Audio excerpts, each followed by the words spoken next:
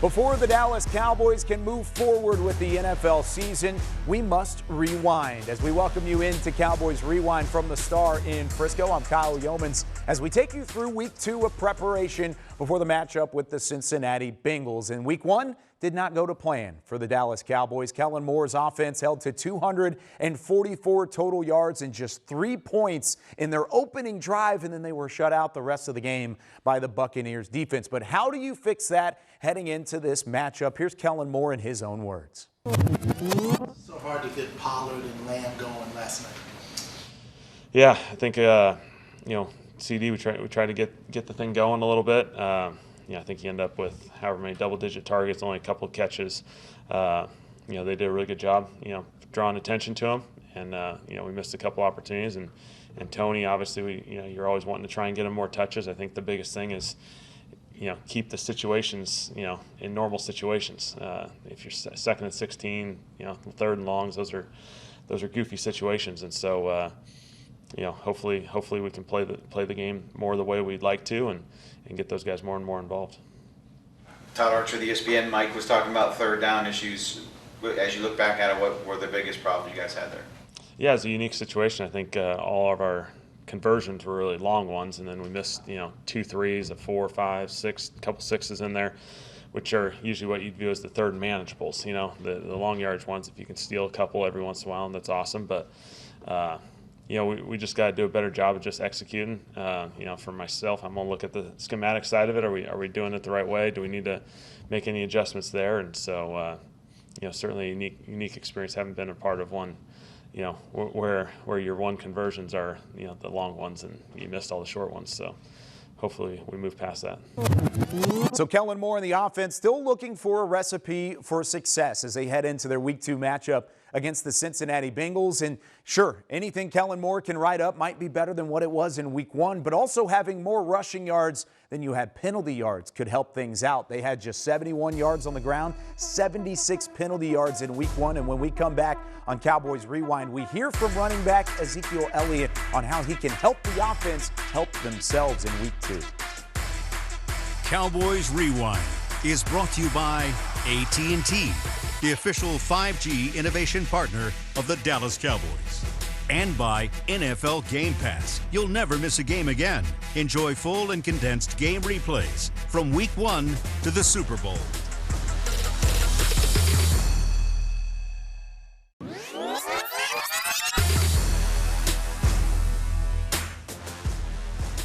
This segment is brought to you by Ashley, the official furniture store of the Dallas Cowboys. Welcome back into Cowboys Rewind. Ezekiel Elliott in week 1 of the NFL season with just 10 carries for 52 yards. That means he averaged over 5 yards per carry. A good day in the office for Zeke, but they went away from him on the ground. How frustrating was that for the former Pro Bowler? Here in his own words on what he had to say earlier in the week. Like I said, the efficiency is there. We just got to commit to it. We got to, get the runs. We got to, wear on that defense. We got to lean on them. What were your thoughts about the offensive line and how that new group of guys performed?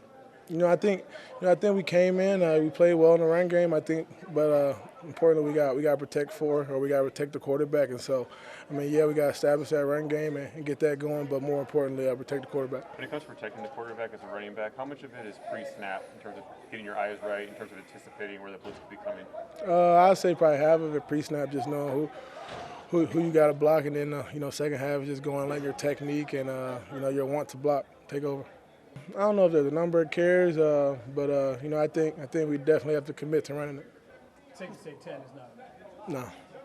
I know you never want to get used to not having Dak, but you've dealt with this before a couple of times. What's the mood like right now? Like you said, last year we've been to a game, without Dak. And Coop, he got out there, he commanded that offense.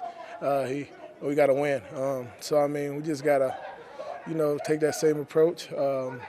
Coop, he's been here for a long time, and we have a lot of trust and faith in him, and we just got to go out there and figure out to get a win. So a little bit of frustration there from Ezekiel Elliott, but he is positive moving forward and trying to get that ground game established as we enter into week 2 against the Cincinnati Bengals. Alongside Rob Phillips of DallasCowboys.com, I'm Kyle Youmans back with you here on Cowboys Rewind. Now, You heard it there from Zeke, and there is a bit of frustration because of how efficient they were running the football early, and then they went away from it from a play calling standpoint. Is that something to be worried about moving forward, or is this something that they could learn from in their lesson week 1? You know, I've covered Zeke for 7 years, Kyle, and he never talks about anything in context of me. It's always within the team, and I think in this aspect, he's just trying to find ways they can get going a little bit. And I think the run game, I think he's right. I think they've got to get that going.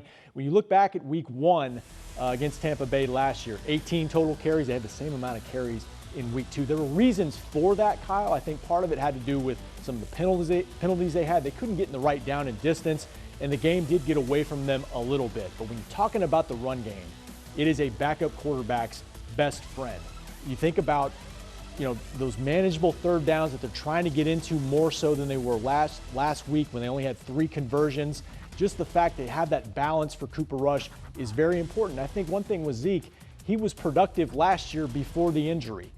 You know, there's been talk about his diminished production in recent years, but they had a great first month running the football last year, and they still have the pieces to get that done. And they were able to get about 5.5 yards per carry when he was in the ball game this time around. And then when the play calling shifted, it took away an element of that offense. How much does that rely, or getting the run game going, help elevate the play action, other opportunities? Because without Dak Prescott in the fold, Cooper Rush is going to need those extra elements of that offense. Yeah, that's why I say it's Cooper Rush's best friend. I mean, I think we'll see what the Bengals do. They're great against the run as well. They did a nice job of holding Pittsburgh last week in their rushing yardage. But the fact is that as far as shortening the football game, that if you're trying to keep the Bengals offense off the field, that's one way you can do it. Drain some clock, hold time of possession, and you mentioned the play action game. Get Cooper Rush some more balance, some more opportunities to where, you know, the boxes aren't quite as loaded, and some of that is going to have to do with a chicken and egg type deal. They've got to get some plays on the outside as well. And you can't play behind the chains. Rob Phillips here. He's not done just yet. When we come back here on Cowboys Rewind, how can the Cowboys cadence with Cooper Rush differ from Dak Prescott, and how can they avoid the penalties here in week 2 with more Cowboys Rewind after this? This segment was brought to you by Ashley, the official furniture store of the Dallas Cowboys.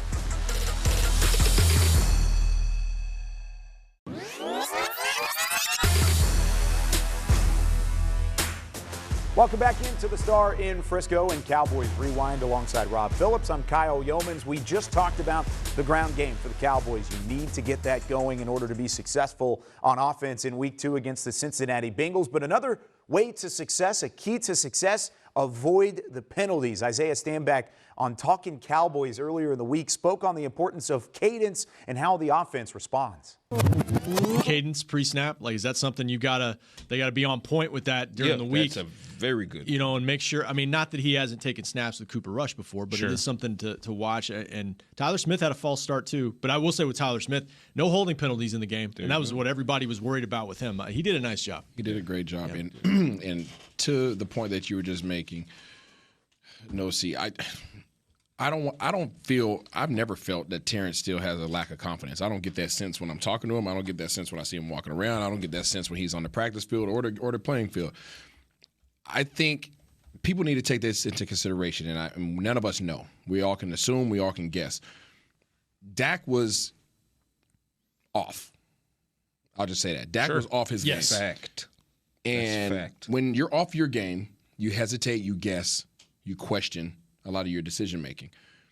When a quarterback is going through his cadence, it is literally embedded in those offensive linemen's head. The rhythm, the tone, the fluctuation, everything, like, you know it. It's just no different than you knowing your baby's cry. Like, you know what I mean? Like, you know that's your guy. Mm-hmm.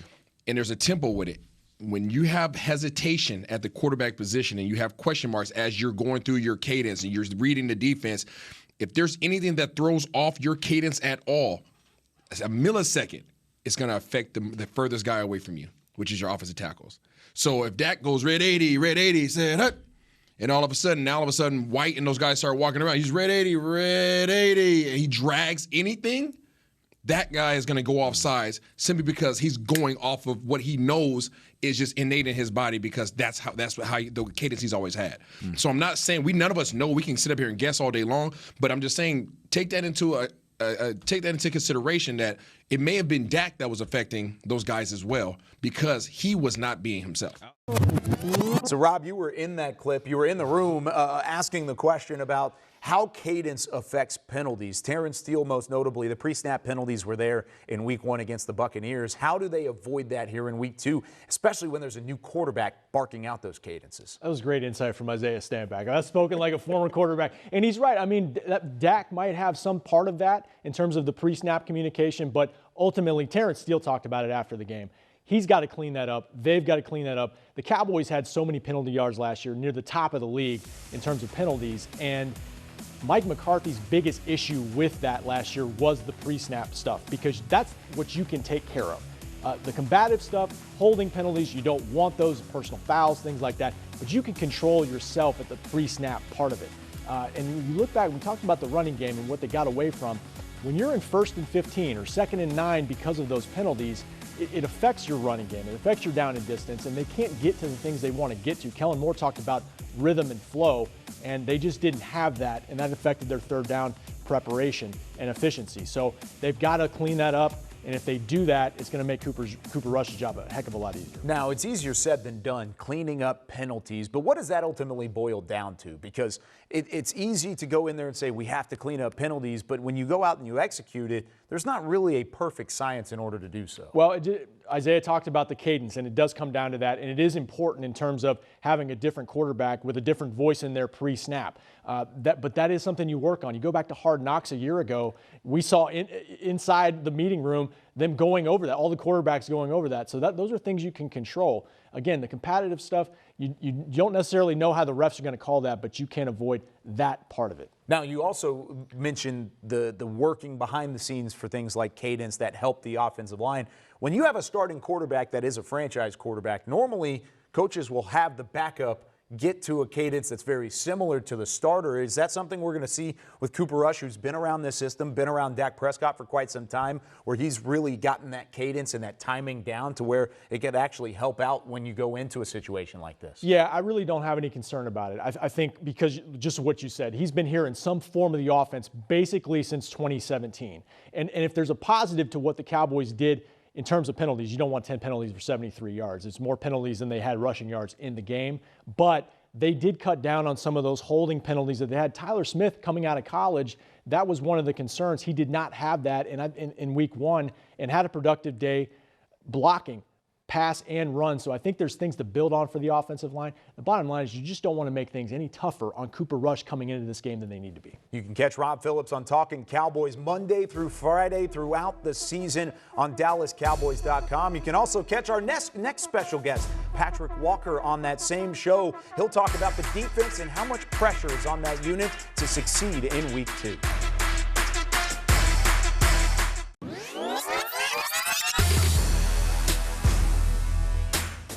Micah Parsons with a pair of sacks, and the defense holding Tom Brady to just 19 points in Week 1. There's an opportunity there to grow upon that here in Week 2 against the reigning AFC champions. But DeMarcus Lawrence says it's not only about the defensive confidence, it's about the confidence that they have in the offensive side of the ball.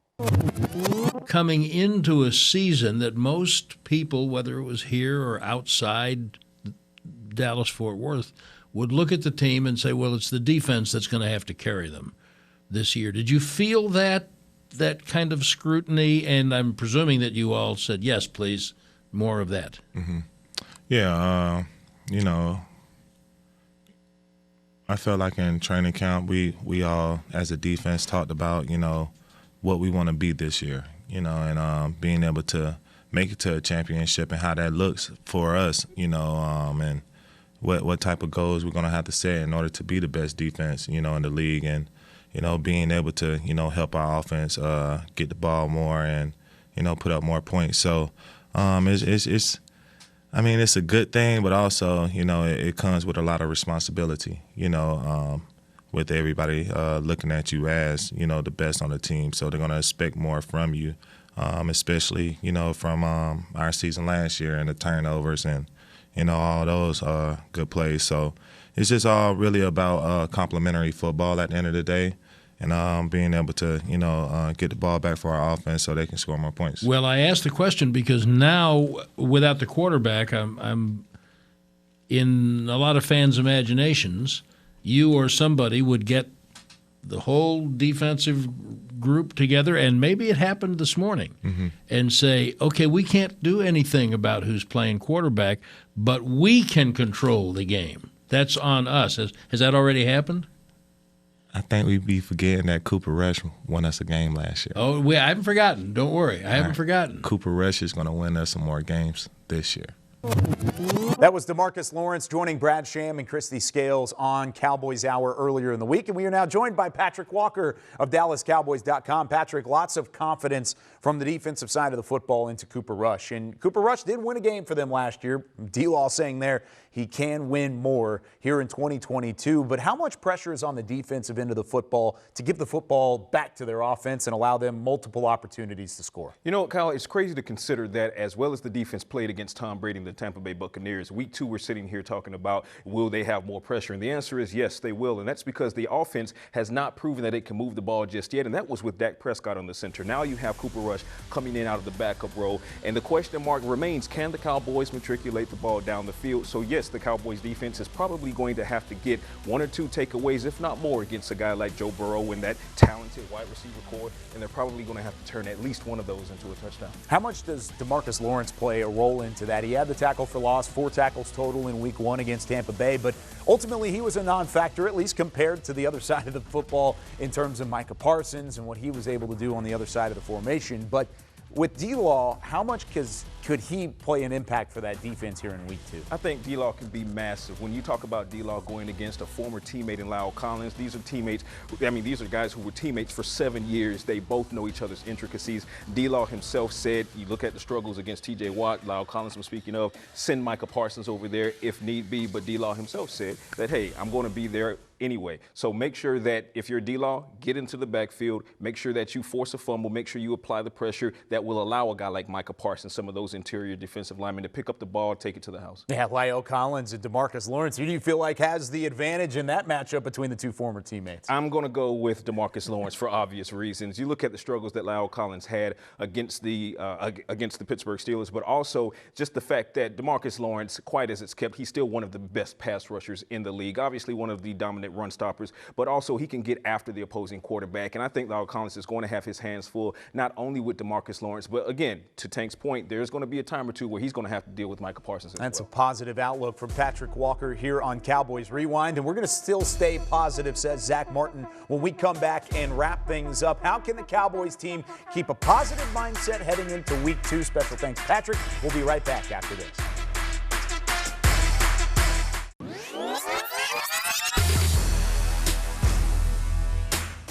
Wrapping things up on this edition of Cowboys Rewind, I'm Kyle Youmans. So glad you've elected to join us here from the Star in Frisco ahead of that matchup with the Cincinnati Bengals. And after a game like the Cowboys had in week 1 against Tampa Bay, you rely on your leaders to send a message, to send a voice that things aren't over yet, especially when you have 16 games to go for the rest of the regular season. It's a long season in the NFL, and that's the message Zach Martin has had throughout the locker room throughout the week. I mean, we got to stay positive, man. I mean, obviously, after the game and even the last couple days, you see some guys kind of walking around. It's like, I get it. You know, we don't have 4 for a little bit. We got our butts kicked in week 1, but you know, like I said earlier, this is a long season. A lot of stuff happens, so you got to stay positive. You got to keep moving forward. You can't look back. So that's just been the messaging.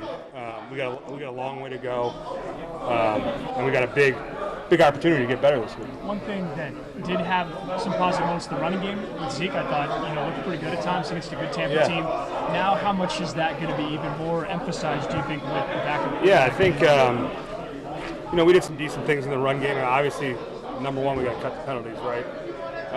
And then number 2, we got to convert on our third and manageables. That was something that we took away from that game. Everyone wants to know why we didn't run it enough. Well, we didn't convert on third down, so we really didn't have a lot of opportunities to. So, get us in those manageable third down situations, convert them, and keep drives alive. So Zach Martin with the uber important message that things are not over yet. Keep your positivity up because there's a great opportunity here for the Cowboys to get a big time win against the reigning AFC champions this week in front of your home crowd before an on the road divisional opponent next week in the New York Giants. You have a chance here to defend home turf, much like you were unable to do so in week 1. So we'll see how the Cowboys respond in this week of revenge at AT&T Stadium. It's a 3:25 kickoff on CBS. Jim Nantz, Tony Romo are on the call. We appreciate you joining us here on Cowboys Rewind this week. Week 2 is here. It's the Cowboys and the Bengals coming up on Sunday. Cowboys Rewind was brought to you by AT&T, the official 5G innovation partner of the Dallas Cowboys. SWBC Mortgage.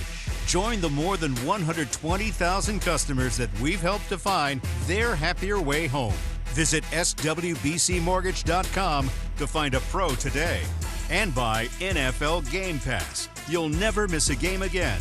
Enjoy full and condensed game replays from Week 1 to the Super Bowl.